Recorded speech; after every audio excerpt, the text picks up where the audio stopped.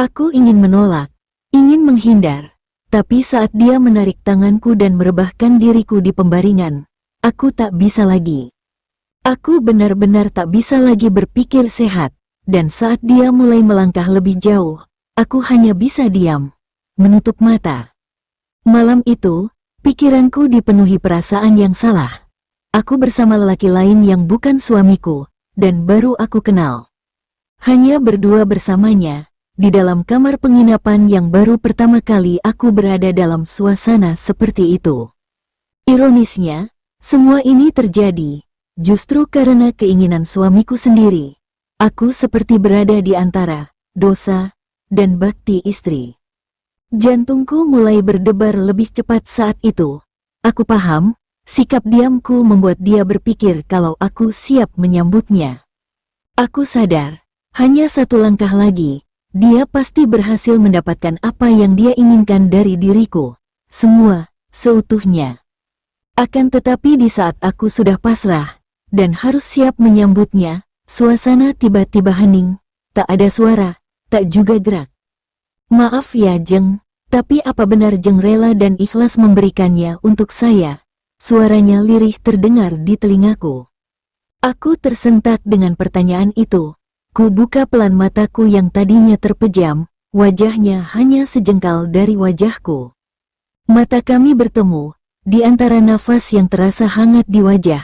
Tatapannya tulus, bukan tatapan lelaki penuh nafsu. Aku tak bisa menjawabnya, karena jujur di momen itu hatiku mulai bimbang. Kalau ku jawab rela dan ikhlas tentu aku berdosa.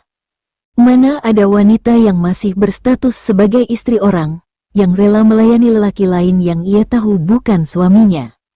Tapi, kalau ku jawab aku tak rela dan tak ikhlas, itu artinya sebagai istri, aku tak bisa memenuhi perintah dari suami sendiri. Kenapa Pak Bram tanya begitu? Saya malu Pak, ini kan dosa, jawabku, sambil memalingkan wajah ke dinding.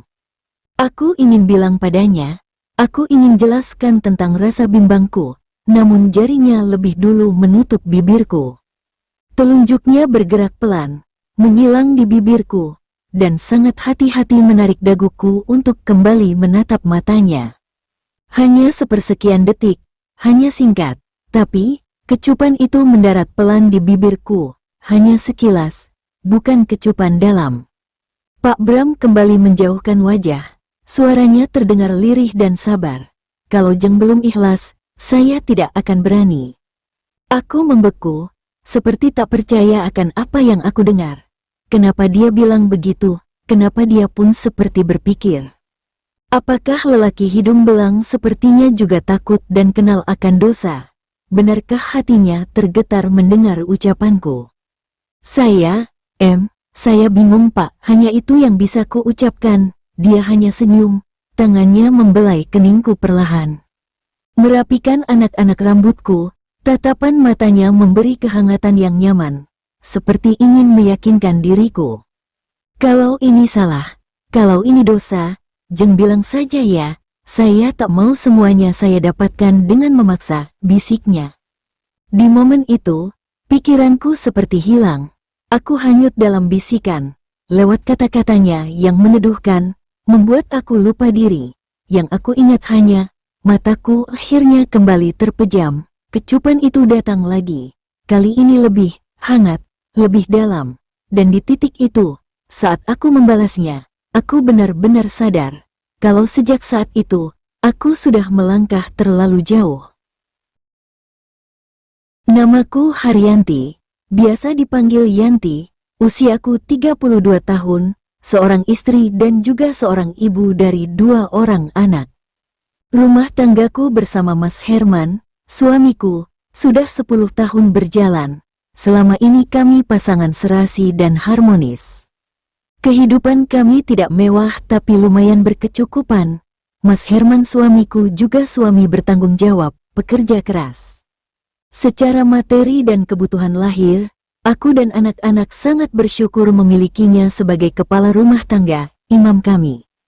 Hanya saja, sudah setahun ini, suamiku mulai menunjukkan perubahan. perubahan yang sama sekali tak pernah kusangka. Di usianya yang masuk kepala 4, Mas Herman mulai sering berimajinasi dengan hayalannya sendiri, yang agak aneh. Awalnya ia bilang, semuanya itu datang karena rasa bersalahnya padaku, karena ia sempat menduakanku dengan wanita lain. Karena di saat anak kedua kami sedang aku kandung, Mas Herman pernah punya wanita idaman lain, bahkan nikah lagi. Selama 3 tahun itu, aku sebagai istri jelas terluka dan sakit hati, namun aku tetap berusaha mempertahankan semua. Ku izinkan suamiku menduakan dan nikah lagi dengan istri mudanya, asalkan dia bisa adil dan tetap menafkahi anak-anak kami. Kesabaran dan keikhlasanku lalu berbuah manis, sebab seiring waktu Mas Herman mulai sadar kalau wanita yang dinikahinya, ternyata wanita yang dinikahinya hanya ingin menguras hartanya saja, hanya tertarik pada uang dari suamiku. Aku sangat bahagia.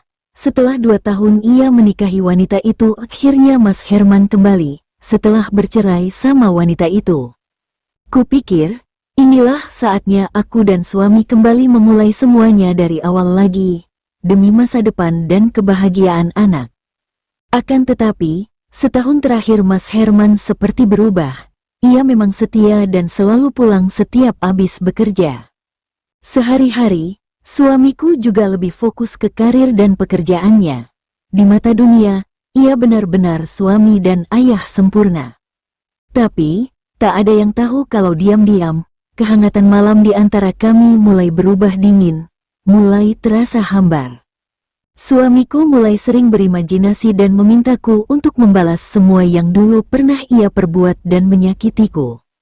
Sebagai istri tentu saja aku kaget dengan hal itu. Mana mungkin seorang suami malah meminta istrinya berselingkuh. Hanya agar ia juga merasakan sakitnya jika diduakan oleh pasangan. Mana ada suami yang sampai berpikiran seperti itu. Selain itu, sejak kami menikah, aku selalu menjadi istri setia yang sama sekali tak pernah berpikiran untuk menduakannya. Awalnya aku jelas kesal dan marah kalau suami mulai berimajinasi. Ia memintaku hayalkan lelaki lain saat bersamanya. Ia memintaku memanggil dan menyebut nama lelaki lain setiap kali kami sedang menunaikan kewajiban suami istri. Aku risih dan merasa ada yang salah sama suamiku. Akan tetapi jika aku tak menuruti imajinasinya, suamiku seperti tak mampu. Suamiku jadi punya semangat dan tenaga yang jauh berbeda ketika aku mau ikut hanyut dalam imajinasi hayalannya. Aku sudah beberapa kali menyarankan agar Mas Herman memeriksakan diri dan kesehatannya ke dokter atau psikolog. Sebab, setiap kali aku menolak mengikuti imajinasinya, suamiku seperti kehilangan kemampuan untuk mengambil haknya. Dan setiap kali aku mau menyebut nama-nama lelaki lain, suamiku justru seperti sangat mampu memberikan kewajiban itu. Hingga akhirnya, kondisi itu semakin lama semakin parah. Mas Herman mulai sering memintaku untuk memperluas pergaulan. Aku yang tadinya lebih nyaman dan betah mengurus rumah sebagai ibu rumah tangga, selalu diminta keluar cari kenalan.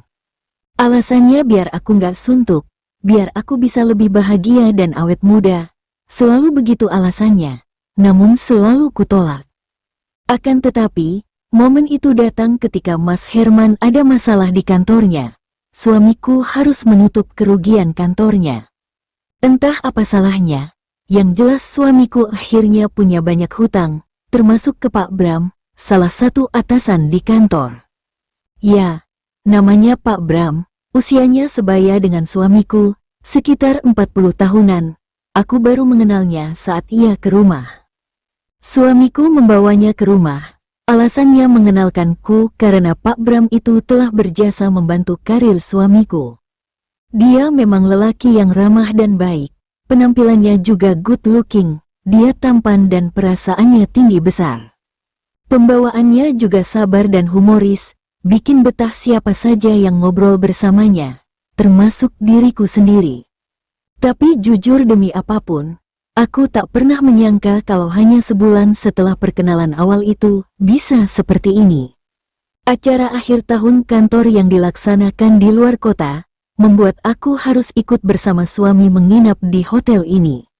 Hotel di mana Pak Bram juga menginap bersama istri dan anak-anaknya. Acara rutin kantor, yang akhirnya jadi rumit. Dan, semua itu baru aku sadari, setelah semuanya terjadi, setelah aku sempat hanyut dan larut bersama Pak Bram. Setelah sesuatu yang selama ini tak pernah aku rasakan, akhirnya bisa kurasakan kembali, meski bukan dari suamiku sendiri. Makasih ya Jeng, saya benar-benar bahagia karena akhirnya Jeng rela dan ikhlas memberikan semuanya, katanya. Pak Bram rebah di sampingku, suaranya tetap lirih dan penuh kehangatan, tangannya mengusap lenganku perlahan. Aku membeku, mataku terbuka pelan menatap langit-langit kamar. Ia menarik selimut menutupi separuh tubuh kami. Kalau Jeng menyesal, biar saya yang salah dan menanggung dosanya Jeng. Ini semua bukan salah Jeng Yanti, bisiknya. Wajahku terasa hangat mendengar kata-katanya. Jujur, aku merasa berdosa dan salah karena telah menyerah padanya. Batinku menolak dan menganggap diriku tak pantas lagi disebut istri yang setia. Tapi sisi lain diriku juga merasakan bahagia. Mana bisa aku marah dan kesal ketika kehangatan yang indah bersamanya barusan tak bisa aku pungkiri lagi.